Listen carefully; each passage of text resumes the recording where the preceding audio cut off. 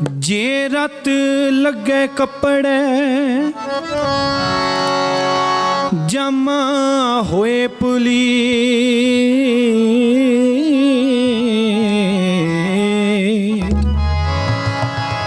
जो रत पीवे मानसा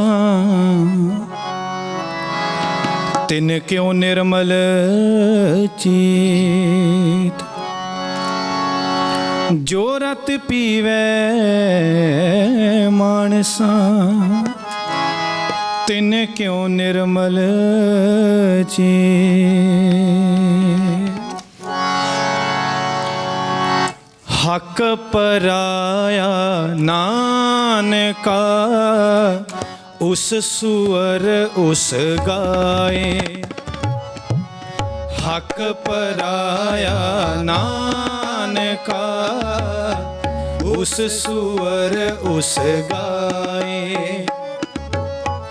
हक पराया नानका उस सुअर उस गाए। गुर पीर हामा तापरे गुर पीर हामा तापरे जा मुर्दार न खाए। हक पराया नानका उस सुअर उस गाए। हक पराया नानका उस सुअर उस गाए। गुर पीर हामा तापरे गुर पीर हामा तापरे जा मुर्दार न खाए। हक पराया नानका उस सुअर उस गाए। हक पराया नानका उस सुअर उस गाए।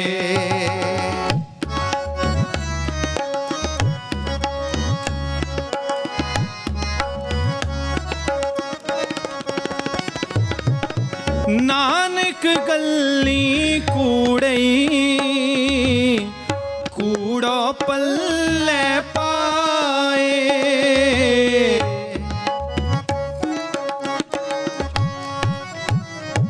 नानक गल्ली कूड़ई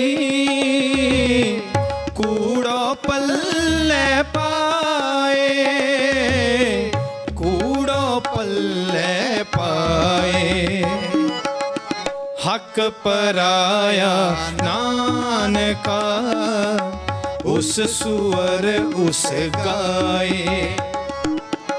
हक पराया नानका उस सुअर उस गाए। गुर पीर हामा तापरे गुर पीर हामा तापरे जा मुर्दार न खाए। हक पराया नानका उस सुअर उस गाए। हक पराया नानका उस सुअर उस गाए। उस सुअर उस गाए। उस सुअर उस गाए। हक पराया नानका उस सुअर उस गाए।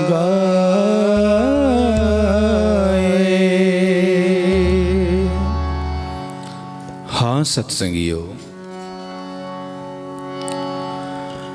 नहीं खांदा होवेगा एक मुसलमान सुअर, नहीं खांदा होवेगा एक हिंदू गां, पर सतगुर आखदे ने जे पराया हक खा रहा है तां ये मुर्दा खान दे बराबर है। ਮੁਸਲਮਾਨਾਂ ਵਿੱਚ ਹਰਾਮ ਮੰਨਿਆ ਜਾਂਦਾ ਏ ਸੂਅਰ ਦਾ ਮਾਸ ਖਾਣ ਨੂੰ, ਤੇ ਹਿੰਦੂਆਂ ਦੇ ਵਿੱਚ ਹਰਾਮ ਮੰਨਿਆ ਜਾਂਦਾ ਏ ਗਊ ਦਾ ਮਾਸ ਖਾਣ ਨੂੰ। ਇੱਕ ਮੈਂ ਜਾਣਕਾਰੀ ਲਈ ਦੱਸ ਦਿਆਂ, ਵੈਸੇ ਇਹ ਜਦੋਂ ਮਨੂ ਸਿਮਰਤੀ ਲਿਖੀ ਗਈ ਉਦੋਂ ਹੀ ਇਹ ਗਊ ਦਾ ਮਾਸ ਹਿੰਦੂਆਂ ਲਈ ਹਰਾਮ ਘੋਸ਼ਿਤ ਕੀਤਾ ਗਿਆ।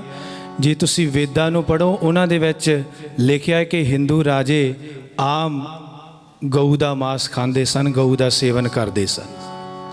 ਇਹ ਬਾਅਦ ਵਿੱਚ ਫਿਰ ਮਨੂ ਸਿਮਰਤੀ ਵਿੱਚ ਇਹ 'ਤੇ ਰੋਕ ਲਗਾਈ ਗਈ। ਤੇ ਸਤਿਗੁਰਾਂ ਨੇ ਉਸ ਨੂੰ ਹੀ ਉਦਾਹਰ ਬਣਾ ਕੇ ਇਹ ਪੰਕਤੀ ਉਚਾਰਨ ਕੀਤੀ ਹੈ। ਪਰਾਇਆ ਹੱਕ ਹੈ ਕੀ। ਆਮ ਜਦੋਂ ਇਹ ਪੰਕਤੀ ਆਉਂਦੀਆਂ ਨੇ ਤਾਂ ਸਾਡਾ ਜੋ ਆਮ ਧਿਆਨ ਜਾਂਦਾ ਹੈ ਉਹ ਇਹੀ ਹੈ ਕਿ ਅਸੀਂ ਕਿਸੇ ਦਾ ਕੋਈ ਧਨ ਦੌਲਤ, ਕੋਈ ਪੈਸਾ ਜੇ ਤੇ ਸਾਡਾ ਹੱਕ ਨਹੀਂ, ਉਹ ਖਾ ਲਿਆ ਜਾਂ ਉਹ ਲੈ ਲਿਆ, ਇਹਨੂੰ ਪਰਾਇਆ ਹੱਕ ਕਹਿੰਦੇ ਨੇ। ਪਰ ਪਰਾਏ ਹੱਕ ਦੇ ਵਿੱਚ ਸਤਸੰਗੀਓ ਇਕੱਲਾ ਪੈਸਾ ਨਹੀਂ ਆਉਂਦਾ। ਹਰ ਇੱਕ ਉਹ ਚੀਜ਼, ਧਿਆਨ ਨਾਲ ਸੁਣਨਾ, ਹਰ ਇੱਕ ਉਹ ਚੀਜ਼ ਜਿਹੜੀ ਕਿਸੇ ਦੀ ਹੈ ਤੇ ਮੈਂ ਉਸ 'ਤੇ ਆਪਣਾ ਹੱਕ ਸਮਝਦਾ ਹਾਂ, ਉਹ ਪਰਾਏ ਹੱਕ ਵਿੱਚ ਆਉਂਦੀ ਹੈ। ਉਹ ਕੋਈ ਵੀ ਵਸਤੂ ਹੋ ਸਕਦੀ ਹੈ, ਕੋਈ ਵੀ ਹੈ ਕਿਸੇ ਦੀ, ਪਰ ਮੈਂ ਆਪਣਾ ਹੱਕ ਜਤਾ ਰਿਹਾ ਹਾਂ, ਇਹਨੂੰ ਹੀ ਪਰਾਇਆ ਹੱਕ ਕਹਿੰਦੇ ਨੇ। ਤੇ ਸਤਿਗੁਰ ਕਹਿੰਦੇ ਨੇ ਕਿ ਇਹ ਮੁਰਦਾ ਮੁਰਦਾਰ ਖਾਣ ਦੇ ਬਰਾਬਰ ਹੈ। ਜੇ ਮੁਸਲਮਾਨ ਇਸ ਤਰ੍ਹਾਂ ਕਰ ਰਿਹਾ ਹੈ ਤਾਂ ਉਹਦੇ ਲਈ ਇਹ ਸੂਅਰ ਖਾਣ ਦੇ ਬਰਾਬਰ ਹੈ, ਤੇ ਜੇ ਹਿੰਦੂ ਕਰ ਰਿਹਾ ਹੈ ਤਾਂ ਉਹਦੇ ਲਈ ਗਊ ਖਾਣ ਦੇ ਬਰਾਬਰ ਹੈ। ਇਹਦੇ ਵਿੱਚ ਇਹ ਨਹੀਂ ਕਿ ਸਤਿਗੁਰਾਂ ਨੇ ਸਿਰਫ ਮੁਸਲਮਾਨਾਂ ਨੂੰ ਤੇ ਹਿੰਦੂਆਂ ਨੂੰ ਹਦਾਇਤ ਦਿੱਤੀ ਹੈ, ਆਪਾਂ ਵੀ ਸਾਰੇ ਇਹਦੇ ਵਿੱਚ ਹੀ ਆ ਜਾਂਦੇ ਹਾਂ। ਇੱਕ ਛੋਟੀ ਜਿਹੀ ਇਤਿਹਾਸ ਦੀ ਗੱਲ ਸੁਣਾਵਾਂ। ਧੰਨ ਗੁਰੂ ਗੋਬਿੰਦ ਸਿੰਘ ਜੀ ਮਹਾਰਾਜ, ਗਰਮੀਆਂ ਦੇ ਦਿਨ ਸਨ ਤੇ ਸੇਵਾਦਾਰਾਂ ਨੂੰ ਆਖਿਆ ਕਿ ਹਵਾ ਬਹੁਤ ਅੱਛੀ ਚੱਲ ਰਹੀ ਹੈ, ਬਹੁਤ ਵਧੀਆ ਠੰਡੀ ਠੰਡੀ ਹਵਾ ਚੱਲ ਰਹੀ ਹੈ। ਇਸ ਤਰ੍ਹਾਂ ਕਰੋ, ਤੁਸੀਂ ਅੱਜ ਮੇਰੀ ਮੰਜੀ ਛੱਤ ਉੱਪਰ ਢਾ ਦਿਓ। ਕਮਰੇ ਦੀ, ਕੋਠੇ ਦੀ ਛੱਤ ਉੱਪਰ ਸੇਵਾਦਾਰਾਂ ਨੇ ਗੁਰੂ ਗੋਬਿੰਦ ਸਿੰਘ ਮਹਾਰਾਜ ਜੀ ਦਾ ਬਿਸਤਰਾ ਕਰ ਦਿੱਤਾ, ਵਿਛਾਈ ਕਰ ਦਿੱਤੀ। ਤੇ ਸਤਿਗੁਰਾਂ ਦੇ ਦੋ ਸੇਵਕ ਸਨ। ਇੱਕ ਸੀ ਗੁਰੂ ਘਰ ਦੇ ਵਿੱਚ ਸੇਵਾ ਕਰਦੇ ਸਨ, ਇੱਕ ਸੀ ਭਾਈ ਲਾਹੌਰੀਆ ਸਿੰਘ ਤੇ ਇੱਕ ਸੀ ਭਾਈ ਮਾਲਾ ਸਿੰਘ। ਜਿਹੜਾ ਭਾਈ ਲਾਹੌਰੀਆ ਸਿੰਘ ਸੀ, ਉਹ ਸਤਿਗੁਰਾਂ ਦੇ ਬੱਚਿਆਂ ਨੂੰ ਖਿਡਾਉਣ ਦਾ ਉਹਦਾ ਜ਼ਿੰਮਾ ਸੀ, ਜਿਹਦਾ ਖਿਡਾਵਾ ਸੀ ਬੱਚਿਆਂ ਦਾ, ਉਹਨਾਂ ਨੂੰ ਪਾਲਦਾ ਸੀ, ਖਿਡਾਉਂਦਾ ਸੀ ਸਾਰੀ ਦਿਹਾੜੀ। ਤੇ ਜਿਹੜਾ ਭਾਈ ਮਾਲਾ ਸਿੰਘ ਸੀ, ਉਹ ਸ਼ਾਹੂਕਾਰੇ ਦਾ ਕੰਮ ਕਰਦਾ ਸੀ, ਲੋਕਾਂ ਨੂੰ ਪੈਸੇ ਉਧਾਰ ਦੇਣੇ, ਇਹ ਉਹਦਾ ਕੰਮ ਸੀ ਸ਼ਾਹੂਕਾਰੇ ਦਾ। ਤੇ ਭਾਈ ਮਾਲਾ ਸਿੰਘ ਤੋਂ ਭਾਈ ਲਾਹੌਰੀਆ ਨੇ ਕਿਤੇ ਕੋਈ ਪੈਸੇ ਉਧਾਰ ਲਏ, ਤੇ ਸਬੱਬ ਉਸ ਦਿਨ, ਜਿਸ ਦਿਨ ਗੁਰੂ ਮਹਾਰਾਜ ਛੱਤ ਤੇ ਆਰਾਮ ਕਰ ਰਹੇ ਨੇ, ਤੇ ਭਾਈ ਮਾਲਾ ਸਿੰਘ ਭਾਈ ਲਾਹੌਰੀਏ ਦੇ ਘਰ ਗਿਆ। ਉਧਰੋਂ ਸਤਿਗੁਰ ਪਾਤਸ਼ਾਹ ਹਾਲੇ ਆਪਣੇ ਬਿਸਤਰ ਤੇ ਬੈਠੇ ਹੀ ਨੇ, ਦਸਤਾਰ ਉਤਾਰੀ ਹੈ, ਛੋਟੀ ਕੇਸਕੀ ਉਤਾਰੀ ਹੈ, ਤੇ ਕੇਸਾਂ ਨੂੰ ਕੰਘਾ ਕਰਨ ਲੱਗੇ ਨੇ। ਤੇ ਇੱਧਰ ਦੂਰ ਘਰ ਦੇ ਵਿੱਚ ਭਾਈ ਮਾਲਾ ਸਿੰਘ ਆਖਣ ਲੱਗਾ ਕਿ ਦੇਖ ਭਾਈ, ਮੈਨੂੰ ਪੈਸੇ ਦੀ ਤੰਗੀ ਹੋ ਗਈ ਹੈ, ਬਹੁਤ ਜ਼ਿਆਦਾ ਮੈਨੂੰ ਲੋੜ ਹੈ ਪੈਸੇ ਦੀ, ਤੂੰ ਮੇਰੇ ਕੋਲ ਪੈਸੇ ਉਧਾਰ ਲਏ ਸਨ, ਤੂੰ ਹੁਣ ਮੈਨੂੰ ਵਾਪਸ ਕਰ ਦੇ। ਤੇ ਭਾਈ ਲਾਹੌਰੀਆ ਥੋੜਾ ਮਜ਼ਾਕ ਵਿੱਚ ਗੱਲ ਟਾਲ ਦਿੱਤੀ, ਕੋਈ ਜਵਾਬ ਨਾ ਦਿੱਤਾ। ਉਹ ਆਖਣ ਲੱਗਾ ਵੀ ਦੇਖ, ਤੂੰ ਗੁਰੂ ਦੇ ਘਰ ਸੇਵਾ ਕਰਦਾ ਏ, ਤੇਰੇ ਲਈ ਇਹ ਚੰਗੀ ਗੱਲ ਨਹੀਂ, ਤੂੰ ਮੇਰੇ ਜੋ ਪੈਸੇ ਬਣਦੇ ਹੈ ਉਹ ਮੈਨੂੰ ਵਾਪਸ ਕਰ ਦੇ। ਤਾਂ ਭਾਈ ਲਾਹੌਰੀਆ ਆਖਣ ਲੱਗਾ ਕਿ ਦੇਖ, ਤੂੰ ਵੀ ਸਿੱਖ ਹੈ, ਮੈਂ ਵੀ ਸਿੱਖ ਹਾਂ। ਜੇ ਸਿੱਖ ਨੇ ਸਿੱਖ ਦਾ ਖਾ ਲਿਆ ਤਾਂ ਕੀ ਹੋ ਗਿਆ? ਉਹ ਕਹਿੰਦਾ ਇਸ ਤਰ੍ਹਾਂ ਨਹੀਂ, ਤੈਨੂੰ ਲੇਖਾ ਦੇਣਾ ਪਵੇਗਾ। ਗੁਰੂ ਹਿਸਾਬ ਮੰਗੇਗਾ, ਪਰਮਾਤਮਾ ਹਿਸਾਬ ਮੰਗੇਗਾ। ਤਾਂ ਉਹ ਆਖਣ ਲੱਗਾ ਕਿ ਲੇਖਾ ਕੋਈ ਨਾ ਪੁੱਛੇ ਹੀ ਜਦ ਹਰ ਬਖਸ਼ਣ ਦਾ। ਜਦ ਗੁਰੂ ਨੇ ਬਖਸ਼ ਦਿੱਤਾ, ਗੁਰੂ ਨੇ ਉਸ ਪਰਮਾਤਮਾ ਦੇ ਘਰ ਦਰ ਵਿੱਚ ਗਵਾਹੀ ਦੇ ਦਿੱਤੀ, ਤਾਂ ਕੋਈ ਲੇਖਾ ਪੁੱਛਣ ਵਾਲਾ ਨਹੀਂ। ਜਦੋਂ ਭਾਈ ਲਾਹੌਰੀਏ ਨੇ ਇਹ ਗੱਲ ਆਖੀ ਕਿ ਲੇਖਾ ਕੋਈ ਨਾ ਪੁੱਛੇ ਹੀ ਜਾਂ ਹਰ ਬਖਸ਼ੰਦਾ, ਤਾਂ ਉਧਰ ਧੰਨ ਗੁਰੂ ਗੋਬਿੰਦ ਸਿੰਘ ਜੀ ਮਹਾਰਾਜ ਇੱਕਦਮ ਆਪਣੇ ਬਿਸਤਰ ਤੋਂ, ਆਪਣੇ ਮੰਜੇ ਤੋਂ ਖੜੇ ਹੋ ਕੇ ਉੱਚੀ ਦਾਣੀ ਆਖਣ ਲੱਗੇ ਕਿ ਉਹ ਭਾਈ ਲਾਹੌਰੀਆ, ਇੱਕ ਗੱਲ ਯਾਦ ਰੱਖੀ, ਹੱਕ ਪਰਾਇਆ ਨਾਨਕਾ ਉਸ ਸੂਅਰ ਉਸ ਗਾਏ। ਗੁਰੂ ਨੇ ਤੇਰੀ ਬਾਹ ਤਾਂ ਫੜਨੀ ਹੈ ਜੇ ਤੂੰ ਪਰਾਇਆ ਹੱਕ ਨਹੀਂ ਖਾਵੇਂਗਾ। ਤੇ ਭਾਈ ਲਾਹੌਰੀ ਨੇ ਆਵਾਜ਼ ਪਛਾਣ ਲਈ ਕਿ ਇਹ ਤੇ ਗੁਰਦੇਵ ਪਾਤਸ਼ਾਹ ਦੀ ਆਵਾਜ਼ ਹੈ। ਡਰ ਗਿਆ, ਕੰਬ ਗਿਆ। ਦੂਏ ਦਿਨ ਸਭਾ ਜਦੋਂ ਦਰਬਾਰ ਲੱਗਾ ਤਾਂ ਪੇਸ਼ ਹੋਇਆ, ਤਾਂ ਸਤਿਗੁਰ ਆਖਣ ਲੱਗੇ ਕਿ ਇਸ ਤਰ੍ਹਾਂ ਨਹੀਂ ਕਿ ਤੂੰ ਗੁਰੂ ਘਰ ਵਿੱਚ ਸੇਵਾ ਕਰਦਾ ਹੈ, ਤੂੰ ਬੱਚਿਆਂ ਨੂੰ ਖਿਡਾਉਂਦਾ ਹੈ, ਬੱਚਿਆਂ ਦਾ ਖਿਡਾਵਾ ਹੈ, ਇਹਦਾ ਮਤਲਬ ਇਹ ਨਹੀਂ ਕਿ ਤੂੰ ਪਰਾਇਆ ਹੱਕ ਖਾਵੇਂ। ਠੀਕ ਹੈ, ਸਿੱਖ ਨੇ ਸਿੱਖ ਤੋਂ ਲੈਣਾ ਹੈ, ਲੋੜ ਹੈ, ਇੱਕ ਦੂਜੇ ਦਾ ਟਾਈਮ ਸਾਰਨਾ ਪੈਂਦਾ ਹੈ, ਪਰ ਇਹਦਾ ਮਤਲਬ ਨਹੀਂ ਇਹ ਨਹੀਂ ਕਿ ਤੂੰ ਉਹਦੇ ਪੈਸੇ ਮਾਰ ਲੈ, ਉਹਦੇ ਪੈਸੇ ਖਾ ਲੈ। ਇਹ ਪਰਾਇਆ ਹੱਕ ਹੈ, ਇਹ ਹਰਾਮ ਹੈ। ਤੇ ਇਸ ਲਈ ਸਤਿਗੁਰੂ ਨੇ ਇਹ ਸਿਰਫ ਮੁਸਲਮਾਨਾਂ ਤੇ ਹਿੰਦੂਆਂ ਨੂੰ ਹਦਾਇਤ ਨਹੀਂ ਕੀਤੀ, ਆਪਾਂ ਵੀ ਇਹਦੇ ਵਿੱਚ ਹੀ ਸਾਰੇ ਆਉਂਦੇ ਆ। ਜੇਕਰ ਕੋਈ ਵੀ ਵਸਤੂ ਜੇ ਤੇ ਸਾਡਾ ਕੋਈ ਹੱਕ ਨਹੀਂ, ਅਸੀਂ ਹੱਕ ਜਤਾ ਰਹੇ ਹਾਂ, ਤਾਂ ਅਸੀਂ ਪਰਾਇਆ ਹੱਕ ਖਾ ਰਹੇ ਹਾਂ, ਅਸੀਂ ਮੁਰਦਾਰ ਖਾ ਰਹੇ ਹਾਂ, ਅਸੀਂ ਹਰਾਮ ਖਾ ਰਹੇ ਹਾਂ। ਤੇ ਸਤ ਸੰਗੀਓ, ਸਤਿਗੁਰ ਆਖਦੇ ਨੇ ਕਿ ਮਨ ਮੇਰੇ ਭੁੱਲੇ ਕਪਟ ਨਾ ਕੀਜੈ। ਆਓ ਇਹ ਸ਼ਬਦ ਉਚਾਰਨ ਕਰਦੇ ਹੋਏ ਫਿਰ ਵਿਚਾਰਾ ਅੱਗੇ ਲੈ ਕੇ ਚਲੀਏ।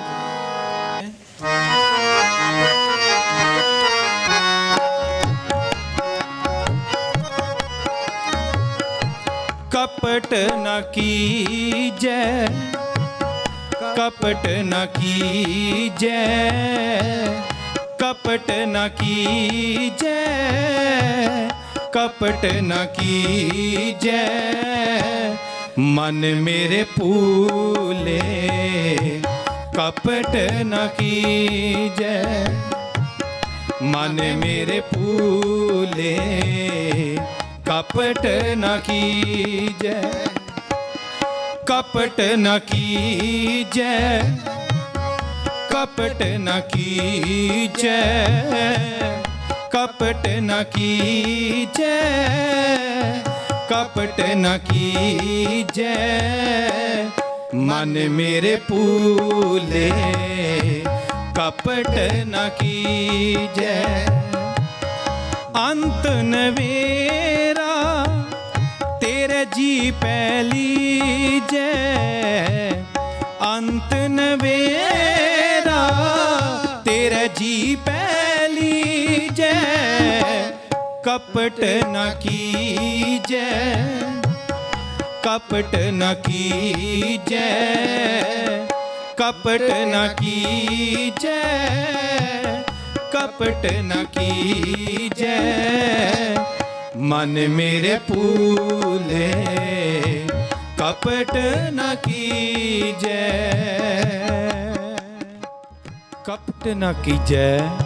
मन मेरे भूले कपट न कीजै। सत संगियो, विचार आपां सरवण कर रहे सी कि हक पराया नानका उस सुअर उस गाय। देखो असी आम देखते हाँ संसार विच किसी दे खत्ते दे नाल खेत नाल किसी दूसरे दा खेत लगदा होवे ना, वो जिहड़ी विचली बट हुंदी है, जिथे वंड हुंदी है, वो वड वड के छोटी करदा रहिंदा है, मेरे नाल रल जाए, ये भी पराया हक है। बच्चे इंडिया तो जां होर कंट्रियां चों इधर अमेरिका कनेडा इंग्लैंड पढ़न आउंदे ने, जां कईयां दी कोई किसी तरह की मजबूरी हुंदी है, काम चाहिदा हुंदा है, ਅਸੀਂ ਕੰਮ ਦਿੰਦੇ ਹਾਂ, ਅਸੀਂ ਮਿਹਨਤ ਉਹਨਾਂ ਤੋਂ ਪੂਰੀ ਕਰਾਉਂਦੇ ਹਾਂ, ਪੂਰਾ ਕੰਮ ਲੈਂਦੇ ਹਾਂ, ਪਰ ਉਹਨਾਂ ਨੂੰ ਬਣਦਾ ਹੱਕ ਨਹੀਂ ਦਿੰਦੇ, ਉਹਨਾਂ ਨੂੰ ਬਣਦੇ ਪੈਸੇ ਨਹੀਂ ਦਿੰਦੇ। ਇਹ ਵੀ ਅਸੀਂ ਪਰਾਇਆ ਹੱਕ ਖਾ ਰਹੇ, ਇਹ ਵੀ ਮੁਰਦਾਰ ਖਾ ਰਹੇ ਹਾਂ। ਸਰਕਾਰ ਨੇ ਜੋ ਰੇਟ ਹੈ ਉਹ ਹੋਰ ਰੱਖਿਆ ਹੈ, ਪਰ ਅਸੀਂ ਉਹਨਾਂ ਬੱਚਿਆਂ ਤੋਂ ਘੱਟ ਰੇਟ ਤੇ ਜ਼ਿਆਦਾ ਕੰਮ ਕਰਵਾ ਰਹੇ ਹਾਂ। ਇਹ ਵੀ ਪਰਾਇਆ ਹੀ ਹੱਕ ਹੈ, ਇਹ ਵੀ ਮੁਰਦਾ ਖਾਣ ਦੇ ਬਰਾਬਰ ਹੈ। ਇਸ ਲਈ ਸਤਿਗੁਰ ਕਹਿੰਦੇ ਨੇ ਕਿ ਮਨ ਮੇਰੇ ਭੁੱਲੇ ਕਪਟ ਨਾ ਕੀਜੈ। ਇਹ ਭੁੱਲੇ ਹੋਏ ਮਨਾ ਤੂੰ ਕਿਉਂ ਕਪਟ ਕਰਦਾ ਹੈ? ਅੰਤ ਨਵੇਰਾ ਤੇਰੇ ਜੀ ਪਹਿਲੀਜੈ।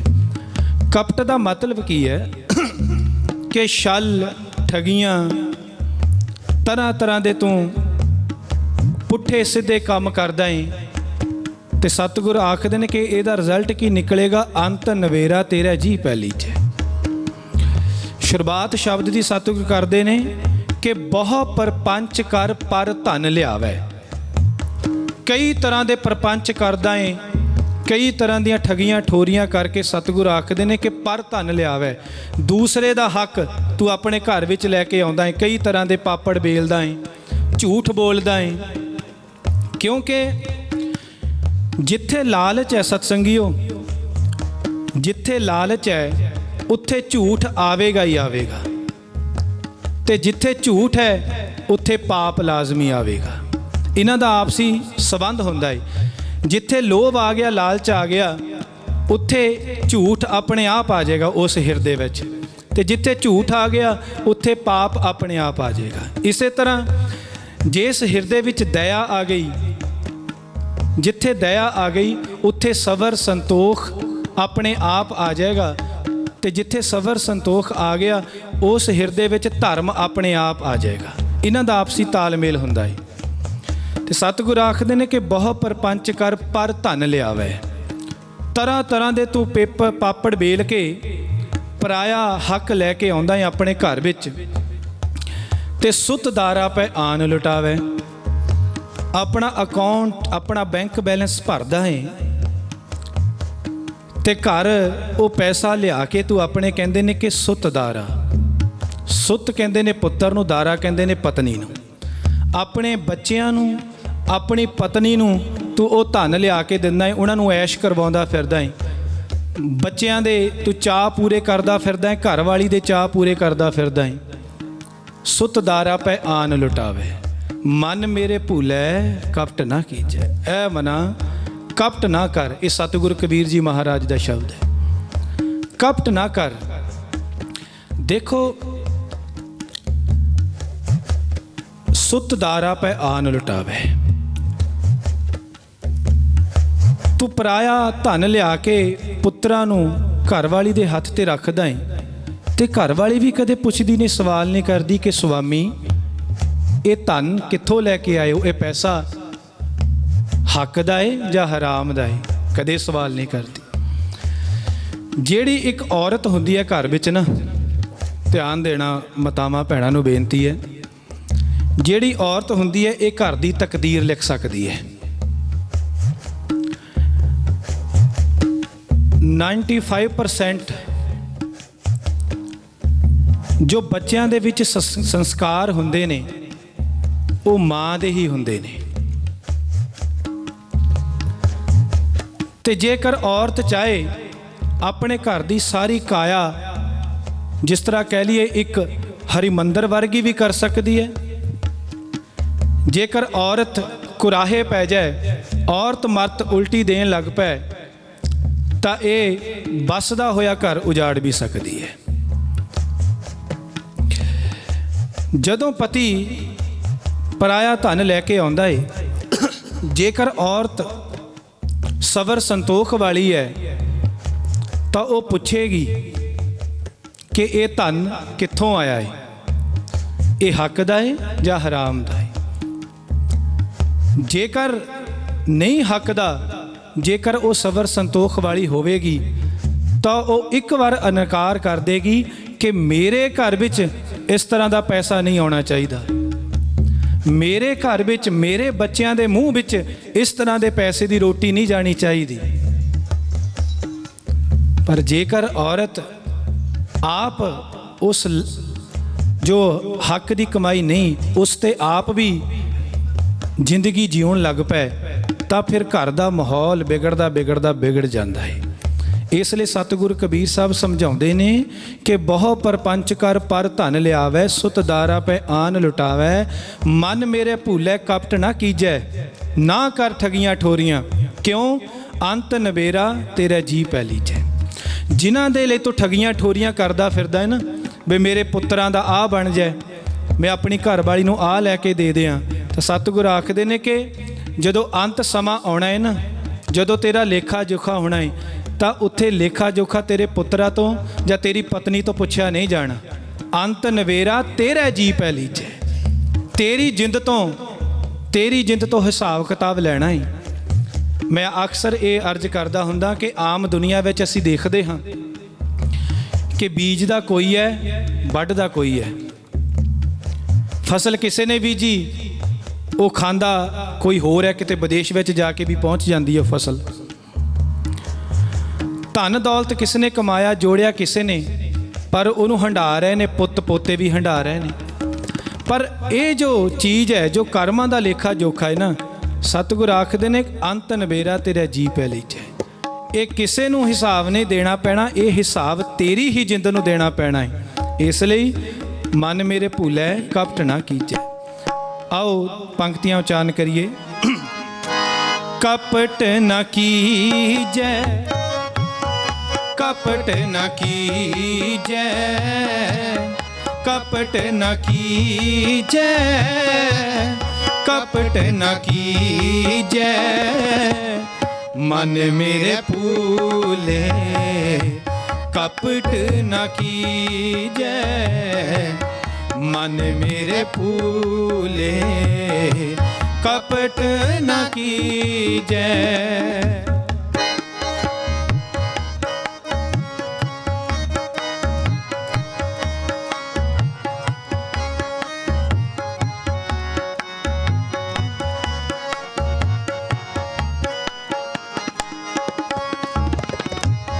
छिन छिन तन छीजै जरा जनावे तब तेरी ओक कोई पानियों न पावे तब तेरी ओक कोई पानियों न पावे। कहत कबीर कोई नहीं तेरा हृदय राम की न जप है सवेरा हृदय राम की न जप है सवेरा। कपट न कीजै कपट न कीजै कपट न कीजै कपट न कीजै मन मेरे भूले कपट न कीजै मन मेरे भूले कपट न कीजै।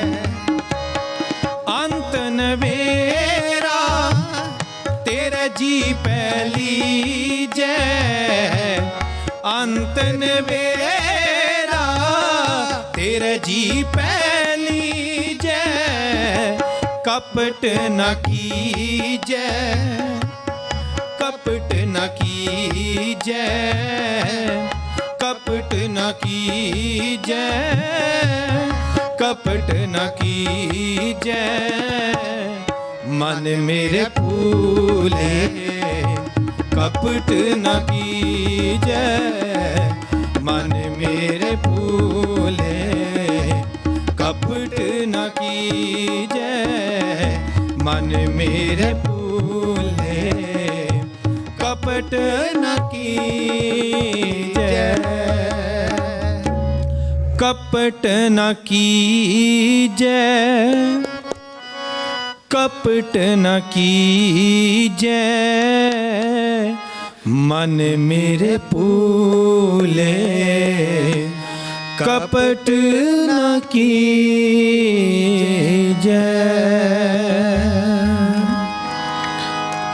ਅੱਜ ਸਤਿਗੁਰਾਂ ਦੀ ਬਾਣੀ ਦਾ ਹੁਕਮਨਾਮਾ ਵੀ ਇਹੀ ਸੀ ਕਿ ਮਨ ਰੇ ਕੌਣ ਕੁਮਤ ਤੈ ਲੀਨੀ, ਪਰ ਦਾਰਾ ਨਿੰਦਿਆ ਰਸ ਰਚਿਓ, ਰਾਮ ਭਗਤ ਨਹਿ ਕੀਨੀ। ਕਹਿ ਮਨਾ, ਇਹ ਕਿੱਦਾਂ ਦੀ ਕੁਮਤ ਤੂੰ ਗ੍ਰਹਿਣ ਕਰ ਲਈ ਹੈ? ਇਹ ਤੂੰ ਕਿੱਦਾਂ ਦੇ ਕੰਮਾਂ 'ਚ ਪੈ ਗਿਆ ਏ? ਪਰ ਦਾਰਾ ਨਿੰਦਿਆ ਰਸ ਰਚਿਓ, ਕਿ ਪਰਾਏ ਰੂਪ ਨੂੰ ਦੇਖਣਾ, ਇਸ ਰਸ ਦੇ ਵਿੱਚ ਤੂੰ ਰਚਿਤ ਹੋਇਆ ਫਿਰਦਾ ਹੈ। ਪਰ ਦਾਰਾ ਨਿੰਦਿਆ ਰਸ ਰਚਿਓ, ਤੇ ਨਿੰਦਿਆ, ਚੁਗਲੀ, ਝੂਠ, ਫਰੇਬ, ਠਗੀਆਂ, ਇਹਨਾਂ ਦੇ ਵਿੱਚ ਤੂੰ ਆਪਣੇ ਆਪ ਨੂੰ ਪੂਰੀ ਤਰ੍ਹਾਂ ਗਲਤਾਨ ਕਰ ਲਿਆ ਹੈ। ਰਾਮ ਭਗਤ ਨਹਿ ਕੀਨੀ। ਉਹ ਜੋ ਰਾਮ ਹੈ, ਜੋ ਮੁਕਤੀ ਦਾ ਦਾਤਾ ਹੈ, ਉਹਦੀ ਭਗਤੀ ਦਾ ਤੈਨੂੰ ਕਦੇ ਕੋਈ ਖਿਆਲ ਹੀ ਨਹੀਂ ਆਇਆ। ਸਤਿਗੁਰ ਆਖਦੇ ਨੇ ਕਿ ਛਿਨ ਛਿਨ ਤਨ ਚੀਜੈ ਜਰਾ ਜਨਾਵੈ, ਤਬ ਤੇਰੀ ਓਖ ਕੋਈ ਪਾਨੀਓ ਨਾ ਪਾਵੈ। ਕਿ ਜਵਾਨੀ ਵੇਲੇ ਮਨਾ ਐ ਇਨਸਾਨ, ਜਦੋਂ ਤੇਰਾ ਸਰੀਰ ਰਿਸ਼ਟ ਪੁਸ਼ਟ ਹੈ, ਤੂੰ ਕਿਸੇ ਦੀ ਕੋਈ ਪਰਵਾਹ ਨਹੀਂ ਕਰਦਾ। ਪਰਾਇਆ ਹੱਕ ਲਿਆਉਂਦਾ ਹੈ ਘਰ ਵਿੱਚ, ਧੀਆਂ ਪੁੱਤਰਾਂ ਤੇ ਲਟਾਉਂਦਾ ਹੈ। ਤੇ ਸਤਿਗੁਰ ਆਖਦੇ ਨੇ ਪਰ ਛਿਨ ਛਿਨ ਤਨ ਚੀਜੈ, ਇਹ ਗੱਲ ਯਾਦ ਰੱਖ, ਛਿਨ ਛਿਨ ਔਦ ਬਿਹਾਤ ਹੈ, ਫੂਟੈ ਘਟ ਜਿਉਂ ਪਾਣੀ। ਇਹ ਤਾਂ ਜਿੱਦਾਂ ਤਿੜਕੇ ਹੋਏ ਘੜੇ ਦੇ ਵਿੱਚੋਂ ਪਾਣੀ ਆਹਿਸਤਾ ਆਹਿਸਤਾ ਜਾਈ ਜਾ ਰਿਹਾ ਹੈ ਨਾ, ਤਾਂ ਤੇਰੀ ਇਹ ਜਿੰਦ ਵੀ ਹੌਲੀ ਹੌਲੀ ਘਟੀ ਜਾ ਰਹੀ ਹੈ। ਛਿਨ ਛਿਨ ਤਨ ਚੀਜੈ ਜਰਾ ਜਨਾਵੈ। ਜਿਹੜਾ ਤੇਰਾ ਸਰੀਰ ਹੈ, ਇਹ ਆਹਿਸਤਾ ਆਹਿਸਤਾ ਵਿਰਧ ਹੋ ਰਿਹਾ ਹੈ, ਬੁਢੇਪਾ ਆ ਰਿਹਾ ਹੈ। ਤੇ ਹੁਣ ਬੁਢੇਪਾ ਆ ਗਿਆ, ਸਤਿਗੁਰ ਆਖਦੇ ਨੇ ਕਿ ਤਬ ਤੇਰੀ ਓਕ ਕੋਈ ਪਾਨੀਓ ਨਾ ਪਾਵੈ। ਤੇ ਹੁਣ ਤੂੰ ਮੰਜੇ ਤੇ ਪੈ ਗਿਆ ਏ, ਪਾਣੀ ਦਾ ਗਲਾਸ ਚੁੱਕਣ ਦੀ ਵੀ ਤੇਰੇ ਵਿੱਚ ਹਿੰਮਤ ਨਹੀਂ ਰਹੀ। ਤਾਂ ਕਹਿੰਦੇ ਨੇ ਕਿ ਜਿਨ੍ਹਾਂ ਧੀਆਂ ਪੁੱਤਰਾਂ ਦੀ ਖਾਤਰ ਨਾ ਤੂੰ ਠਗੀਆਂ ਠੋਰੀਆਂ ਕਰਦਾ ਰਹੇ ਸਾਰੀ ਉਮਰ, ਇਨੀ ਤੇਰੇ ਮੂੰਹ ਵਿੱਚ ਪਾਣੀ ਦਾ ਘੁੱਟ ਵੀ ਨਹੀਂ ਪਾਉਣਾ। ਹੁੰਦੀ ਹੈ ਕਈਆਂ ਨਾਲ ਇੱਦਾਂ ਵੀ। ਜੇਕਰ 4 ਪੈਸੇ ਜੋੜੇ ਹੋਣਗੇ ਤਾਂ ਕੋਈ ਨਰਸ ਰੱਖ ਲੈਣਗੇ, ਕੋਈ ਤੇਰੀ ਸੇਵਾ ਕਰਨ ਨੂੰ ਰੱਖ ਲੈਣਗੇ, ਪਰ ਜੇਕਰ ਕੁਝ ਨਹੀਂ ਰੱਖਿਆ ਤਾਂ ਇਹਨਾਂ ਦੇ ਲਈ, ਤਾਂ ਇਹਨੇ ਤੇਰੀ ਮੂੰਹ ਵਿੱਚ ਪਾਣੀ ਦਾ ਘੁੱਟ ਵੀ ਨਹੀਂ ਪਾਉਣਾ। ਤਬ ਤੇਰੀ ਓਖ ਕੋਈ ਪਾਨੀਓ ਨਾ ਪਾਵੈ, ਕਹਿਤ ਕਬੀਰ ਕੋਈ ਨਹੀਂ ਤੇਰਾ, ਹਿਰਦੈ ਰਾਮ ਕੀ ਨਾ ਜਪੈ ਸਵੇਰਾ। ਸਤਿਗੁਰ ਕਬੀਰ ਆਖਦੇ ਨੇ ਕਿ ਜੇਕਰ ਤੂੰ ਥੋੜ੍ਹਾ ਜਿਹਾ ਬਰੀਕ ਸੋਚ ਰੱਖ ਕੇ ਦੇਖੇਂ, ਥੋੜ੍ਹਾ ਜਿਹਾ ਗਹਿਰਾਈ ਦੇ ਨਾਲ ਸੋਚੇਂ, ਇਹ ਇਨਸਾਨ ਤੇਰਾ ਕੋਈ ਵੀ ਨਹੀਂ ਹੈ। ਕਿਉਂ? ਕਿਉਂਕਿ ਸਤਿਗੁਰ ਆਖਦੇ ਨੇ ਆਪਣੇ ਹੀ ਸੁਖ ਸਿਉ ਸਭ ਬੰਦ ਹੈ, ਕਿਆ ਦਾਰਾ ਕਿਆ ਮੀਤ। ਸਭ ਆਪਣੇ ਸੁੱਖਾਂ ਦੇ ਨਾਲ, ਆਪਣੇ ਸੁੱਖਾਂ ਕਰਕੇ ਇੱਕ ਦੂਜੇ ਨਾਲ ਬੰਨੇ ਹੋਏ ਨੇ, ਚਾਹੇ ਪਤਨੀ ਹੈ, ਚਾਹੇ ਮਿੱਤਰ ਹੈ, ਭਰਾ ਹੈ, ਹਰ ਇੱਕ ਕਿਸੇ ਨਾ ਕਿਸੇ ਲੋਭ ਕਰਕੇ, ਕਿਸੇ ਨਾ ਕਿਸੇ ਕਾਰਨ ਕਰਕੇ ਇੱਕ ਦੂਸਰੇ ਦੇ ਨਾਲ ਜੁੜਿਆ ਹੋਇਆ ਹੈ। ਤੇ ਸਤਿਗੁਰ ਕਿਰਪਾ ਕਰਨ, ਸਤਿਗੁਰ